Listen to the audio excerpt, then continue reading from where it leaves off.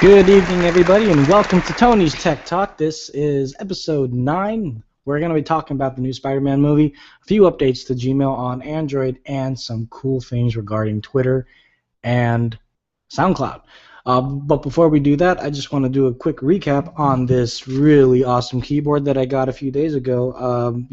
Just get one.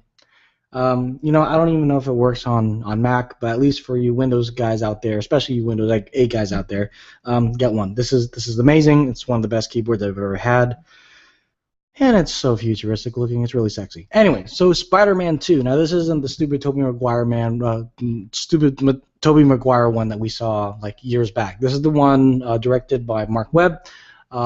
It's Gwen Stacy, not Mary Jane, with Andrew Garfield and the beautiful Emma Stone. And I thoroughly enjoyed it. I actually took my son to it, and we had a blast. My cousin recommended that we would see it in 3D. And usually 3D movies, I'm like, I don't need the extra dimension. It really doesn't do anything for me.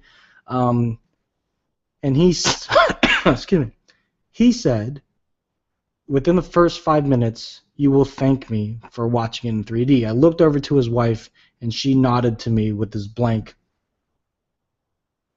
And she's not as much of a movie buff as he is. So, spent the extra money, did it in 3D, and yes, I have to admit, it was very, very well done. The cinematography, the effects, I don't know any of the other terminology behind that, but it just looks spectacular. I didn't grow up with the comics, so I don't know necessarily if they stayed true to the original story arc. I know my son mentioned that Electro didn't work for Oscorp as he did in this movie with Jamie Foxx, but nevertheless, I think they explained the story very well. They had some little hints. They had Doc Ock's like arms hidden behind a wall, and of course Mr. Stan Lee made his appearance as he does in every Marvel movie, and yeah, I'm not going to spoil it for you guys, but I would go see it. The next movie I really want to go see is Godzilla, so if you've seen that one, don't tell me how that is, because I'm really, really excited to see Godzilla as well too. So alright. So yeah, there have been some talks that Twitter is possibly going to buy SoundCloud. What? Like, Twitter doesn't really do music all that well. They had their whole Twitter music app, I think it was like hashtag music, something like that, and it just flopped. I mean, the idea behind it was that you follow a certain artist, and the artist says, well, since you're following me, you must want to know what I have on my iPod or whatever, and these are all the tracks that I have.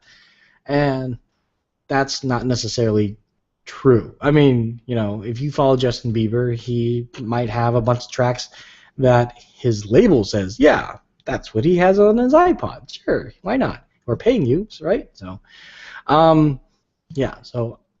but SoundCloud essentially, and one factor is like a YouTube for audio.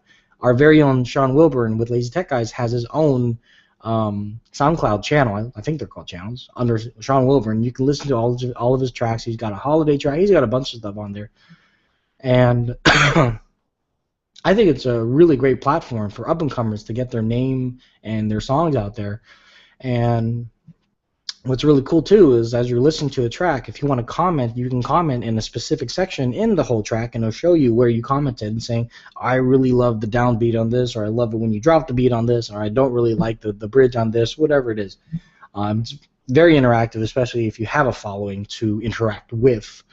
And yeah, the idea that Twitter is going to acquire them is just kind of weird. Now, SoundCloud has about 250 million subscribers or users, I guess, and if the deal goes forward, this is going to be one of Twitter's biggest acquisitions. Now, they haven't really decided or even said exactly how much this would be going for, but we could maybe suspect it's going to be in the millions. SoundCloud actually announced that the company's value is about $700 million. So, did I say millions? The acquisition is probably going to be in the billions. We've seen a lot of billion-dollar acquisitions here. But if this is true, I don't really know what this means for SoundCloud community. I mean, for the most part, the SoundCloud community doesn't hate Twitter. I mean, people don't want Google to acquire things. They don't want Facebook to acquire things. But when Twitter acquires things, it's not all that bad. I mean, they don't make the greatest choices when it comes to their web app or their mobile app or what have you. But business-wise, I don't think they don't know what they're doing. I mean, they're not really making any money, so they need to figure out how to make money. They're trying to do it through advertising and everything. So this might be another way to make money. I think with SoundCloud, you actually have free accounts as well as paid accounts. So this might be another way for Twitter to try to make money. But yeah, we'll see how it goes. And let us know what you guys think in the comments here below on my Google Plus page or right here on the YouTube channel. Next up, talking about acquisitions, the AT&T acquisition to get DirectTV has gone through. Well, actually, the acquisition itself hasn't gone through. The announcement that AT&T wants to buy DirectTV for $48.5 billion has gone through. This is a true blue deal. This is true on both sides. No rumor. This is humongous. This is bigger than the Comcast Time Warner deal. And some of you might think, well, this is weird. I mean, even the shareholder said, why are we buying this? Oh, maybe we'll cut out the Uverse stream. We'll stop doing Uverse and we'll just do DirectTV. No, they're going to continue both. One thing, DirectTV has a huge stronghold in South America. So AT&T wants to venture off and go in there. This would be a really, really good way for them to be able to do that. It's kind of strange too, though, since the whole satellite I guess subscriber base isn't as big of a deal as cable. You know, I mean, we hear and consistently have a lot of issues with the satellite user base, and you know they're trying to do everything to gain users. They're giving away Sunday Pass, NFL Sunday for free for a year, things like that, almost to no avail. I mean, it's not. And when it comes to satellite, you have your monopoly in the sense that it's either Dish or Direct, and now you'll be getting it through AT&T or Dish, and so I don't think it really has any issue on markets or anything like that. It's just at least here in the United States, it's kind of a strange acquisition. Considering, like I said, it is almost a dying way to get your content, but it is a way, and they have customers, and this is just another facet to increase your overall customer base to please your shareholders. So yeah, this is all up to FCC regulation and everything. So it would be kind of weird if they said no to this and said yes to the Time Warner Comcast deal. So we'll see. I don't think this would be.